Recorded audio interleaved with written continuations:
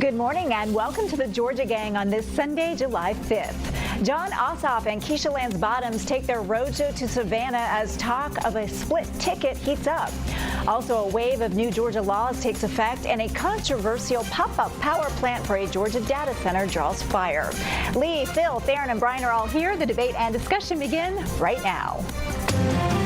From the Fox 5 studios, the Georgia Gang starts now. Jon Ossoff and Keisha Lance Bottoms hit the road together, taking their tag team act to Savannah with Donald Trump and their GOP rivals both in the crosshairs. Ossoff leaned hard into the House ethics probe of Mike Collins, while Bottoms blasted Rick Jackson over his healthcare business ties. It's fueling more chatter about a split ticket, Georgia voters mixing an Ossoff vote with a vote for Jackson. Theron, to you first this week, what about the strategy of Senator Ossoff campaigning with former Mayor Bottoms? Is that risky for him with all this talk about a split ticket?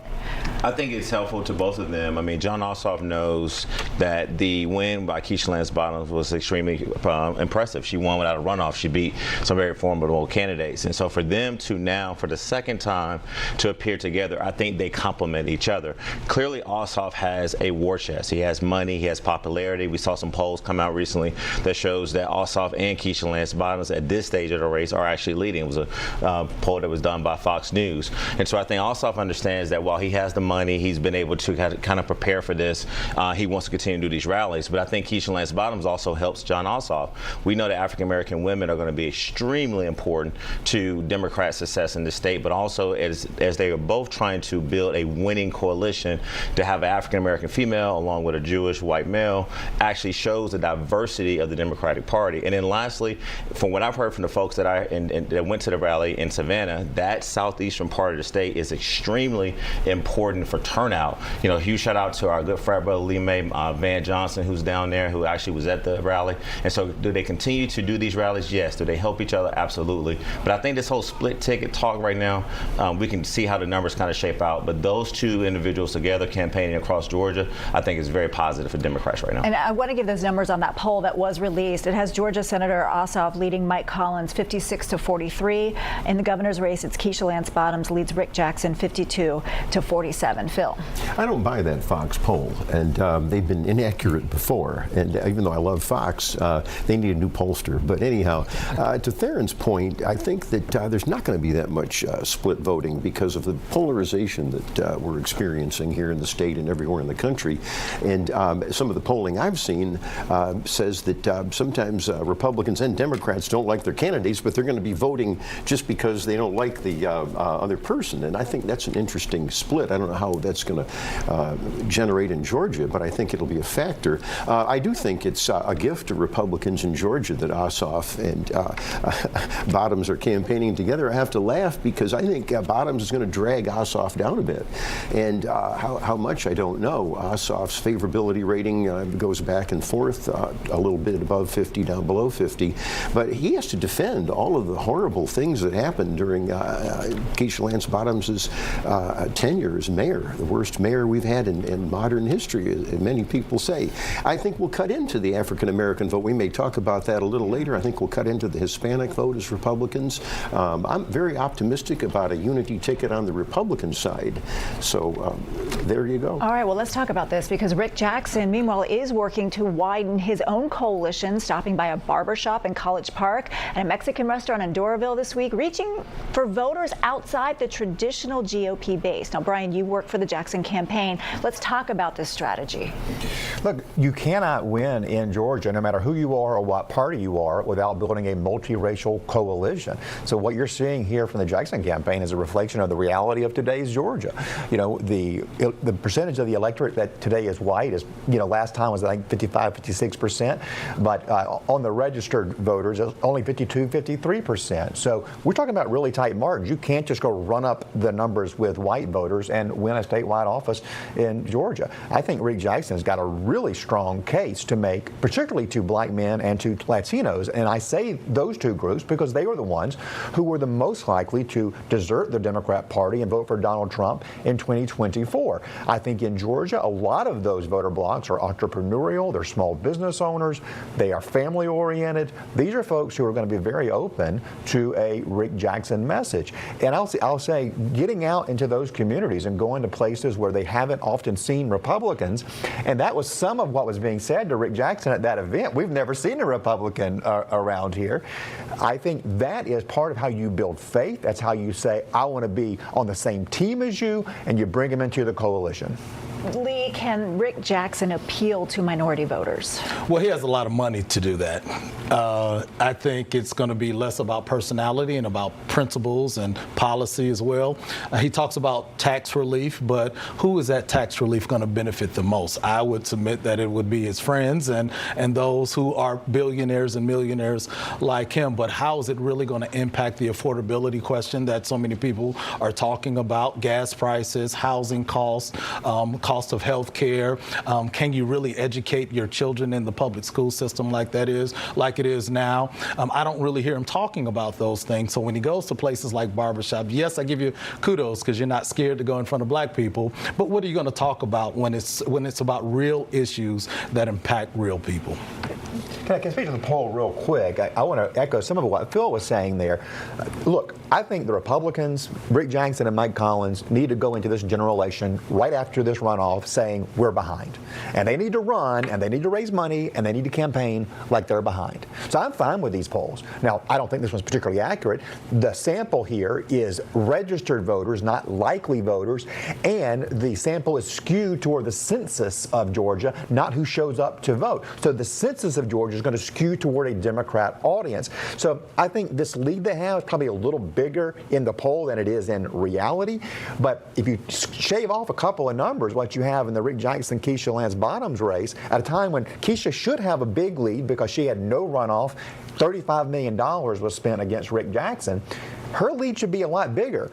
Right now, in that poll, which again I have problems with, if you shave it to the right sample, you're getting close to a dead heat there. But I will say teamwork makes the dream work. I think what you see with Bottoms and Ossoff coming together with this advantage, that the time advantage that they had, I think you're going to see it paying big dividends for them moving forward, building that infrastructure that supports one another. I don't think you're going to see that with Jackson and with Collins. I think Jackson's going to put up all his money, and Collins is going to be out there trying to wield wherever he can some influence moving forward. You think Ossoff can defend the Bottoms record? Well, I don't think it's about defending. I think it's talking about the vision of what we want to see moving forward. What you see with Collins and Jackson is you're talking about separating. They're talking about transgender. They're talking about separating deported or departed, things like that. It's important, but how is that going to affect my day-to-day life? Real quick, I agree with everything my good brother Lee May said, but I will add two things. The reason this poll is significant is for two reasons. It's Fox News, all right? Phil don't like it, Brian don't like it, but this is the most conservative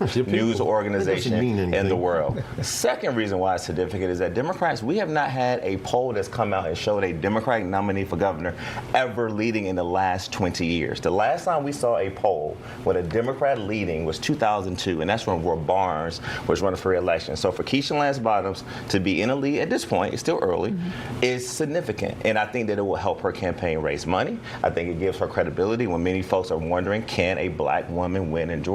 And it's Fox News. And there will be other polls that will come out. But it also is a warning shot that now the Republicans are on alert. You just heard B. Rob say this. You just heard Phil say, hey, we need to run like we're 10 points behind. And we know one thing for sure.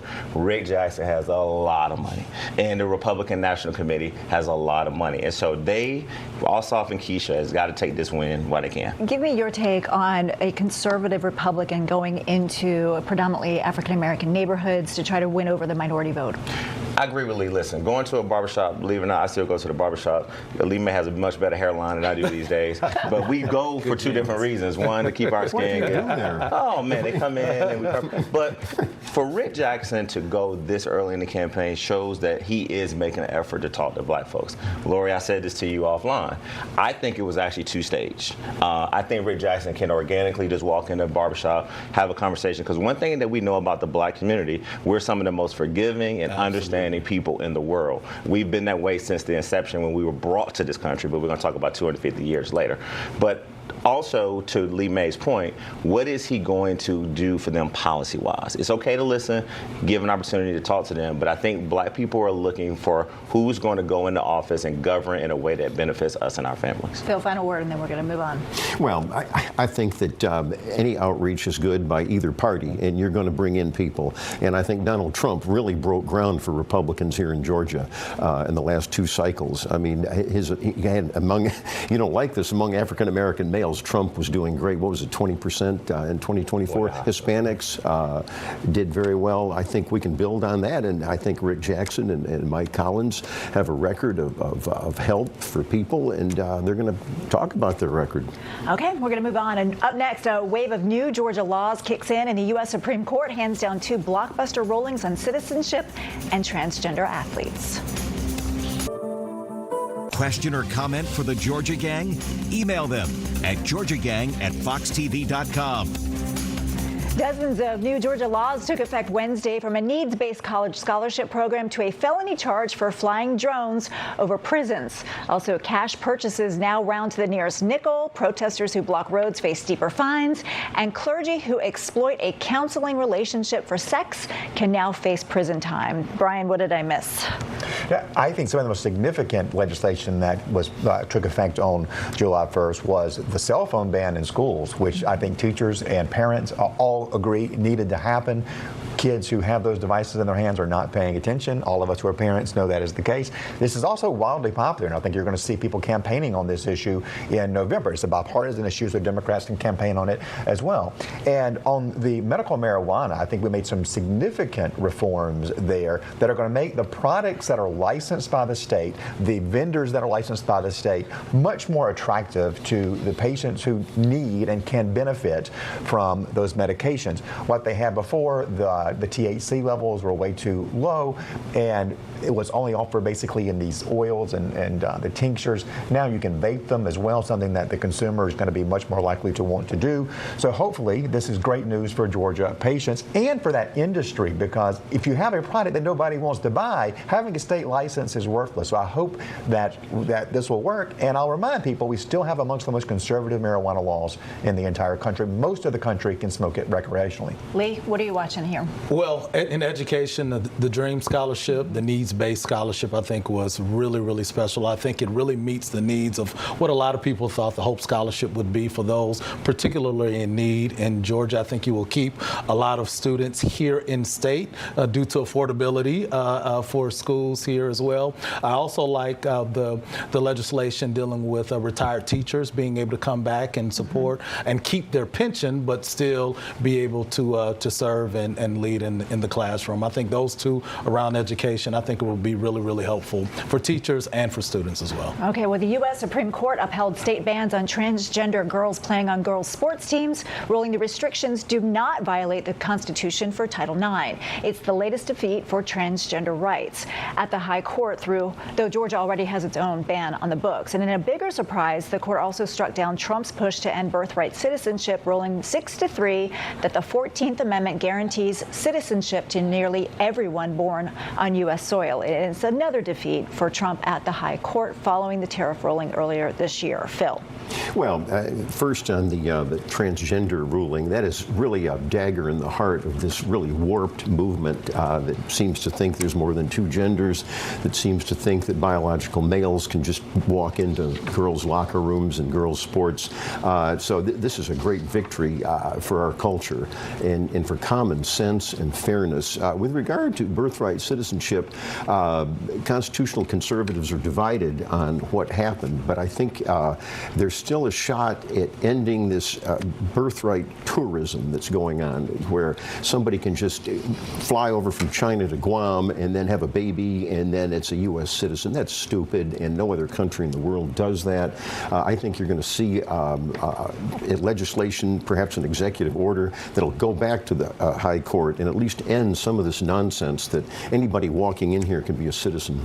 Darren. Well, Lee, Phil, Brian, Lori, guess what? Newsflash. We are still considered citizens of this country. All right, congratulations. It took a whole Supreme Court ruling to tell the President of the United States of America, which he's known since the inception of this country, and that is that the 14th Amendment clearly states that if you're born in this country, then you are a citizen of America. And so this whole waste of taxpayers' dollars to basically push this to the Supreme Court just shows you how determined this president is to divide us. Now, let's get to the transgender statement.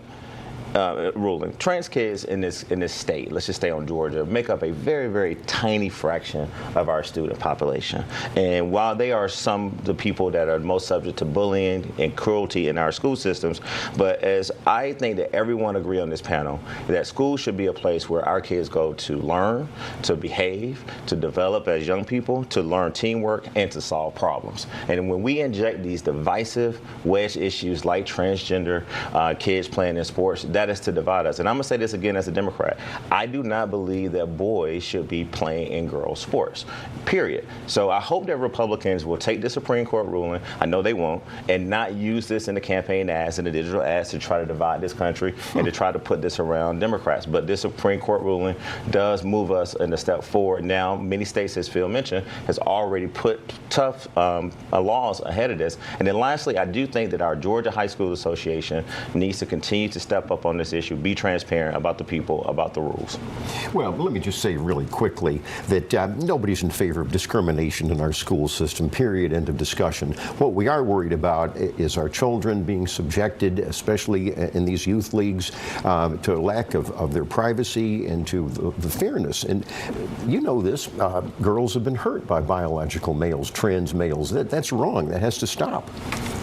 You know, I want to say on the 14th Amendment issue that when that was passed in at the end of the Civil War, that was meant entirely to clarify that the freed enslaved people, the freed enslaved Americans were in fact Americans and that they were citizenships. That is what it meant. That was its intention. The founders and those who were in the 1860s could never have imagined the global economy, people flying here, coming on giant ships. None of that existed then. To do what Phil's talking about, this birthright tourism, where you show up here to make sure that your kid. No one else does it, like Phil said. That's absolutely right. And hopefully the court will allow us to narrowly tailor this law to have some common sense reforms. Well, in the early 1800s, Brian, I know this, there were some people that were brought over here on ships. My people were brought over here. Not to the extent that yeah, but I think that if you really want to have a robust conversation civilly, like we're having on this panel, then have the members of Congress, who right now ain't doing a whole lot, to really figure out a way to change the 14th Amendment. But what the president is trying to do is to divide this country with this. And I'm just saying, we should all be proud, because had this gone the other way, all of our citizenship would have been questioned. Do you want to stop birthright tourism, though? At least that's what I'm saying. You don't want to answer that. But what we want to do is move on beyond it, again, with real issues that are affecting real people in our daily lives. We keep focusing on these wedge items, and we don't focus on the things that will move us forward together. You know, this citizens' birthright kind of thing, it is important. Let's be clear, it's important. But what about focusing on immigration reform? What happened to that? What happened to controlling the border in the way that not just keeping people out, but an adequate process by which people can come to this nation and become citizens? What happened to that? We have the most legal system in the world. But when they had a bipartisan bill, Trump killed it before he got in office. There was amnesty. But his own party members supported that. And why did he do it? The American people don't like amnesty at all. Because of politics. It was all because of politics, and we know that. So. Okay, we'll leave it there, folks. Coming up, a power plant built to help a data center bypass Georgia Power draws fire from environmental groups. We'll discuss next. Join the discussion on the Georgia Gang Facebook page and watch past episodes on the Georgia Gang YouTube channel. The AJC reports a Covington data center is trying something new in Georgia, its own off-grid power plant, which includes dozens of gas generators built to skip the wait for Georgia Power. Now, environmental groups say the company started construction before getting final air pollution permits, and they want the state to step in. Lee, this is always kind of a county-city issue as well, so I want your expertise on this. I mean, is this the future of how data centers get powered in Georgia? Well, you know, it's been one of the issues regarding how data centers consume energy, its impact on the environment as well. I think this particular data center project really reflects the lack of leadership and guidance from the federal and the state level, just deciding not to put real parameters around how these centers are developed, what kind of compliance mechanisms are in place as well. I think because the technology is moving so fast that it's hard for local governments to keep up with, and county by county, city by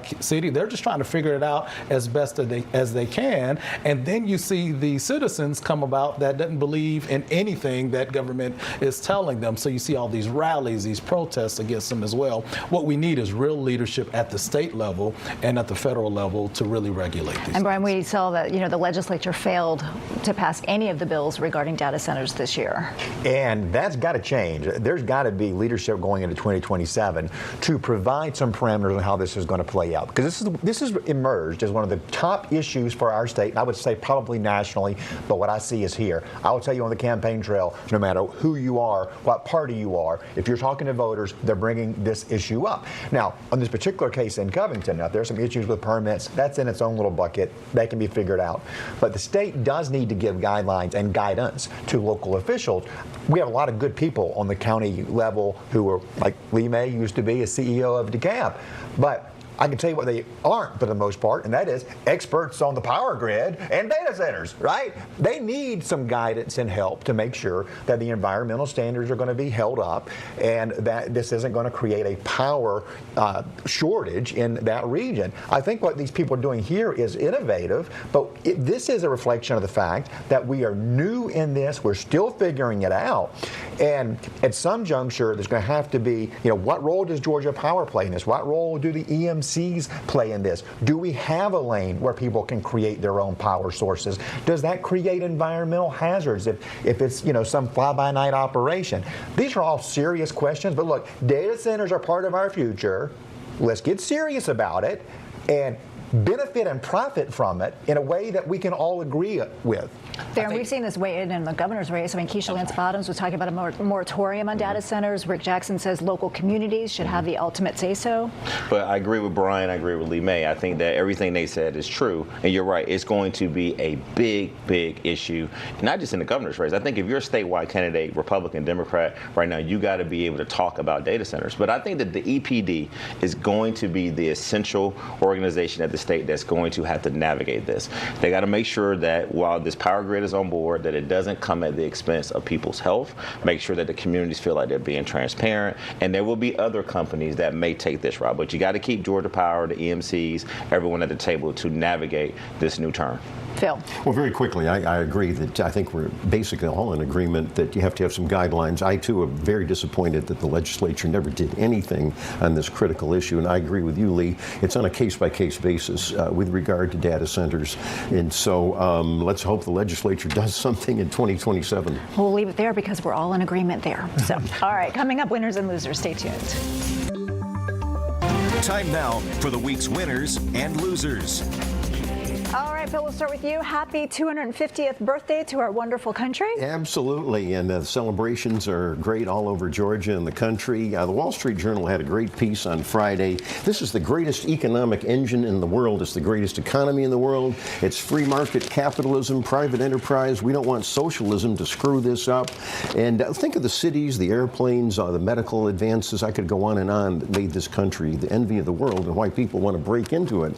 But anyhow, and the Georgia Georgia Municipal Association is my winner too. They had their convention this week, and they do a great job advising cities, et cetera, et cetera. All right. Well, Lee, I want to go over to you because it was nice that we could all, I know, Phil, you had a conflict, but we were all at Martha Zoller's funeral, and it was, boy, she had a way of bringing Democrats and Republicans together, and you saw that at her service for sure. She did. Martha actually is my winner for the week. Even her homegoing in our Christian faith cultural context, we call it a homegoing, and it was beautiful just to see the people that come out to support her and hear the stories of how intentional she was about bringing people together.